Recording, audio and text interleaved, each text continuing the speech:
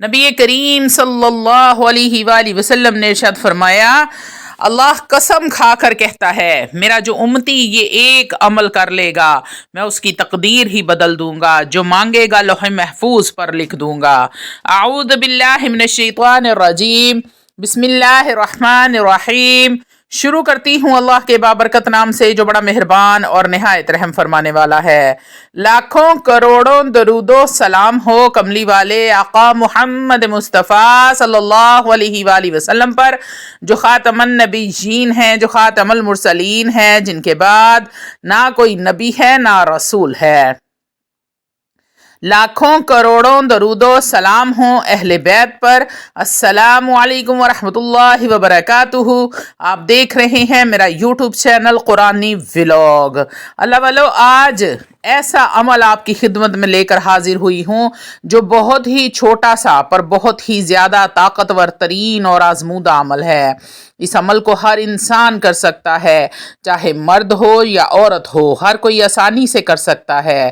اللہ والو، نبی کریم صلی اللہ علیہ وآلہ وسلم کے ایک صحابی جو کہ بہت زیادہ غریب تھے، ایک دن نبی کریم صلی اللہ علیہ وآلہ وسلم نے اس سے پوچھا، اے میرے غلام کیسے دن بیت رہے ہیں؟ تو اس نے عرض کی، یا رسول اللہ، رشتہ داروں میں، برادری میں امیر لوگ بھی ہیں، اونچے اونچے خاندان والے بھی ہیں، مگر میں بہت غریب ہوں، اور اس غریبی کی وجہ سے کوئی میری طرف توجہ نہیں دیتا، کوئی مجھے نہیں پوچھتا۔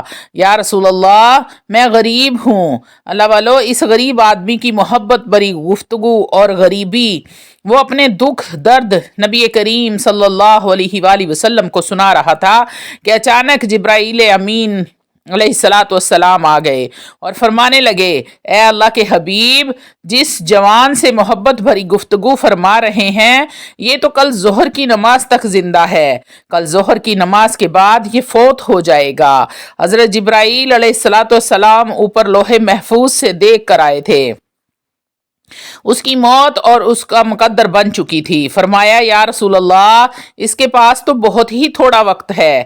جبرائیل امین علیہ السلام نے اتنی ہی بات بتائی اور وہاں سے چلے گئے۔ جب فرشتوں کے سردار یہ خبر دے کر واپس چلے گئے تو نبی کریم صلی اللہ علیہ وآلہ وسلم کی آنکھوں میں آنسو آ گئے۔ پھر نبی کریم صلی اللہ علیہ وآلہ وسلم نے اس نوجوان سے پوچھا، اے میرے غلام، تمہاری زندگی کی کوئی سب سے بڑی خواہش ہو جو تم پوری کرنا چاہتے ہو، تم وہ خواہش مجھے بتاؤ تاکہ وہ پوری کر دی جائے۔ اس نوجوان کی آنکھوں سے آنسو نکل آئے اور اس نے کہا، اے اللہ کے محبوب، غریبوں کی حسرتیں کیا پوچھتے ہیں آقا، جب سے آنکھ کھولی ہے غریبی ہی دیکھی ہے، اتنا غریب ہوں، اتنا غریب رہا ہوں کہ کبھی زندگی میں میٹھا نہیں کھا سکا، اتنی غربت تھی۔ یا رسول اللہ، آپ نے پوچھ لیا ہے تو عرض کرتا ہوں کہ میری زندگی کی صرف دو حسرتیں ہیں، دو خواہشیں ہیں جو زندگی بھر پریشان کرتی رہی ہیں، کبھی بھی پوری نہیں ہوئی۔ آپ نے فرمایا، وہ کون سی حسرتیں ہیں؟ وہ نوجوان کہنے لگا، یا رسول اللہ، پہلی یہ، کبھی زندگی میں میٹھا نہیں کھایا، ساری زندگی طلب ہی رہی لیکن میٹھا نہ کھا سکا، اور دوسری یہ کہ میں جوان بھی ہوں، آپ کا غلام بھی ہوں، کاش کوئی نیک بیوی مجھے مل جاتی، پوری زندگی کا ساتھی مل جاتا، میں غریب ہوں، مجھے تو کوئی رشتہ بھی نہیں دیتا، کوئی میری طرف دیکھتا بھی نہیں ہے۔ ابھی اتنی ہی بات کہی کہ نبی کریم صلی اللہ علیہ وآلہ وسلم نے حضرت ابو بکر صدیق رضی اللہ تعالیٰ عنہ، حضرت عمر فاروق رضی اللہ تعالیٰ عنہ، حضرت علی المرتضیٰ شیر خدا کو اپنے پاس بلایا اور اس نوجوان سے پوچھا، تمہاری نظر میں کوئی رشتہ ہے؟ نوجوان کہنے لگا، یا رسول اللہ، میرے چچا کی بیٹی ہے، خوبصورت بھی ہے اور نیک سیرت بھی ہے، لیکن غریبی کی وجہ سے وہ مجھے پوچھتے تک نہیں ہیں۔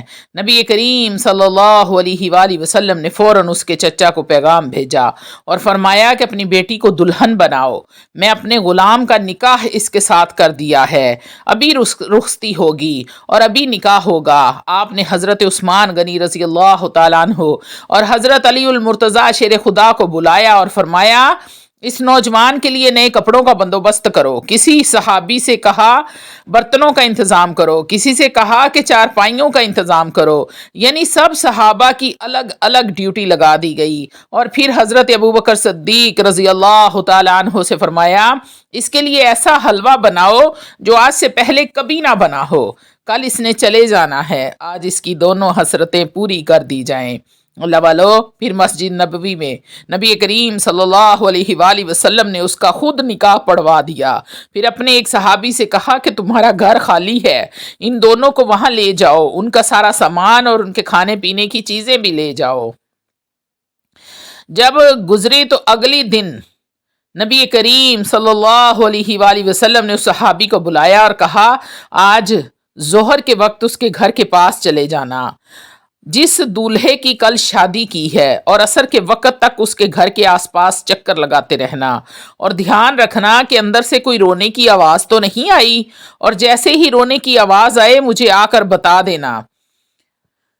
जैसे ही रोने की आवाज़ आए तो मुझे आकर बता देना। अल्लाह वालो, वो सहाबी असर के वक्त तक, जोहर से लेकर असर के वक्त तक उसके घर के आसपास चक्कर लगाता रहा, और जब भी घर के करीब जाते तो अंदर से हंसी खुशी की आवाज़ आती। इस घर से हंसने की आवाज़ें आई, खुशियों की आवाज़ें आए, लेकिन रोने की आवाज़ ना आई। जब असर की नमाज का वक्त हो गया तो वो सहाबी नबी करीम सल्लल्लाहु अलैहि वसल्लम की खिदमत में हाजिर हुआ और कहने लगा, या रसूल अल्लाह, वहाँ तो कोई रोना नहीं है, वहाँ से तो हंसी खुशी की आवाज़ें आ रही हैं। अल्लाह वालो, नबी करीम सल्लल्लाहु अलैहि वसल्लम सजदे में गिर पड़े और फरमाया, ए मेरे मौला, ए मेरे मालिक, ये क्या राज है? कल जिब्राइल अमीन अलैहिस्सलातु वस्सलाम ने खबर दी थी कि इस नौजवान की जोहर के वक्त वफात हो जाएगी। तो अल्लाह रब्बुल इज़्ज़त की तरफ से आवाज़ आई, ए मेरे महबूब, मुझे अपनी इज़्ज़त की, अपने जलाल की कसम, जो जिब्राइल ने खबर दी थी वो सच फरमाया था। तकदीर यही थी कि आज उस जवान ने मर जाना है, जोहर के वक्त वफात पा जानी है। लेकिन मेरे हबीब, जब आपने उस नौजवान की शादी के बाद दुल्हा दुल्हन को उसके घर भेज दिया और खाने का सामान भी साथ दे दिया, तो जब वो इशा के वक्त खाना खाने के लिए दस्तरखान पर बैठे, अभी लुकमे तोड़कर मुंह में ही डालने लगे थे कि बाहर दरवाजे पर किसी गरीब ने दस्तक दी। उसने आवाज़ दी कि मैं कई दिनों से भूखा हूँ, मुझे खाना दे दो। उस नौजवान ने अपनी बीवी से कहा, मेरे लिए कितने फ़ख्र की बात है कि मेरे आका ने मेरा निकाह तुम्हारे जैसी नेक बीवी से कर दिया है। अगर इजाज़त हो तो ये सारा खाना उठाकर इस गरीब को ना दे दें। तो अल्लाह रब्बुल इज़्ज़त ने फरमाया कि जब उस नौजवान ने वो मीठा जो सारी जिंदगी नहीं खाया था उठाकर मेरे नाम पर दे दिया, जब वो रोटी और हलवा उस फकीर की झोली में डाला तो उस फकीर ने दोनों हाथ उठाकर दुआ की, ऐ मेरे रब, मेरे परवरदिगार, इनकी जोड़ी को सलामत रखना, उनको खुशियाँ देना, उनको नेक और सालिहा औलाद अता फरमाना। फिर अल्लाह रब्बुल इज़्ज़त ने फरमाया, ए मेरे हबीब, जब मुझे मेरी इज्जत जलाल की कसम, तकदीर में यही था कि कल जोहर के वक्त इसने मर जाना है, लेकिन जब इसने उस गरीब की मदद की, उसको खाना खिलाया, तो मैंने इसकी तकदीर को बदल कर ज़िंदगी बढ़ा दी। अल्लाह वालो, अगर आज हम नज़र दौड़ाएं तो हमारे इर्द गिर्द, हमारे हमसायों में, रिश्तेदारों में बहुत से लोग ऐसे हैं जो गरीब हैं, गुर्बत की वजह से परेशान हाल हैं, बीमारियों की वजह से परेशान हैं। अपने पड़ोसियों में देखो, कोई भूखा तो नहीं सो गया, उनकी मदद करो। अगर अल्लाह रब्बुल इज़्ज़त को आपकी ये अदा पसंद आ गई तो आपकी किस्मत संवर जाएगी, आपकी किस्मत का सितारा चमक उठेगा। हम लोग बहुत सारे वज़ाइफ करते हैं, तस्बीहात करते हैं, लंबे लंबे सजदे रकू करते हैं। अल्लाह वालो, जब कोई हमसाया भूखा सो गया तो आपके वज़ाइफ, आपकी तस्बीहात किसी काम की नहीं हैं। अल्लाह वालो, अभी छोटा सा वाक़या आपको सुनाया है, कैसे अल्लाह रब्बुल इज़्ज़त ने उस नौजवान की ज़िंदगी को बढ़ा दिया। इसलिए अल्लाह के नाम पर दिल खोल कर दिया करो, बस यही चीज़ काम आने वाली है। आज का जो वजीफ़ा था वो यही आपको समझाना था। ये पूरा जो मैंने आपको वाक़या सुनाया है वो इसीलिए सुनाया है कि जितना ज़्यादा अल्लाह रब्बुल इज़्ज़त के नाम पर दोगे, अल्लाह 10 गुना नहीं 70 गुना आपको वापस करेगा। ایک حدیث کے مطابق 10 گنا ملتا ہے اور ایک حدیث کے مطابق 70 گنا واپس ملتا ہے۔ تو اللہ والو، اللہ کی راہ میں دینے کے لیے آپ کے پاس صرف 10 روپے جب آپ نے دینے ہوتے ہیں تو آپ 10 روپے نکال کے دیتے ہیں، شاپنگیں کرتے ہیں، بچوں کے ساتھ باہر گھومنے پھرنے جاتے ہیں تو ہزاروں لگا دیتے ہیں، ہوٹلوں میں کھانے کھاتے ہیں تو ہزاروں اڑا دیتے ہیں، اور اللہ کے نام کی باری آتی ہے تو صرف 10 روپے نکالتے ہیں۔ اللہ والو، جو آپ نے ہوٹلوں میں خرچ کیا، شاپنگوں میں خرچ کیا، وہ آپ کو واپس نہیں ملے گا، لیکن اللہ کی راہ میں دیا ہوا 10 بھی 70 گنا ہو کر واپس ملے گا انشاءاللہ تعالی العزیز۔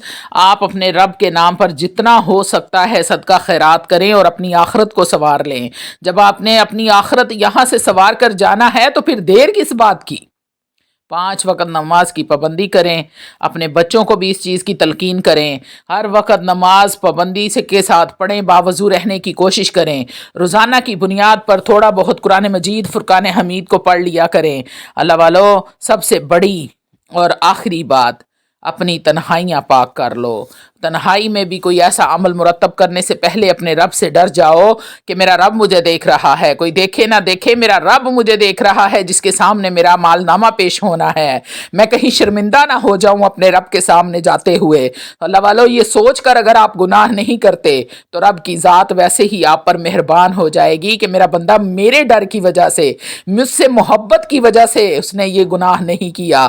تو اللہ رب العزت خوش ہو کر فرشتوں کو فرماتا ہے، اے فرشتوں، دیکھو میرا بندہ میری وجہ سے، میری محبت میں، میرے ڈر کی وجہ سے دیکھو اس نے یہ کام نہیں کیا، جاؤ اس کو عطا کر دو جو اس کو چاہیے، جو یہ مانگتا ہے اس کو عطا کر دو۔ تو اللہ والو، آپ کو اگر بہت ساری خوشی چاہیے، زندگی سکون کی چاہیے، جنت میں جگہ چاہیے، تو دل کھول کر اپنے رب کے نام پر صدقہ خیرات کرنا شروع کر دو، اپنے غریب بہن بھائیوں کو، ہمسایوں کو، دوستوں کو، ان سب کی مدد کرنا شروع کر دو، ان کا خیال رکھنا شروع کر دو۔ دیکھیں رب کیسے آپ کی قسمت سنوارتا ہے۔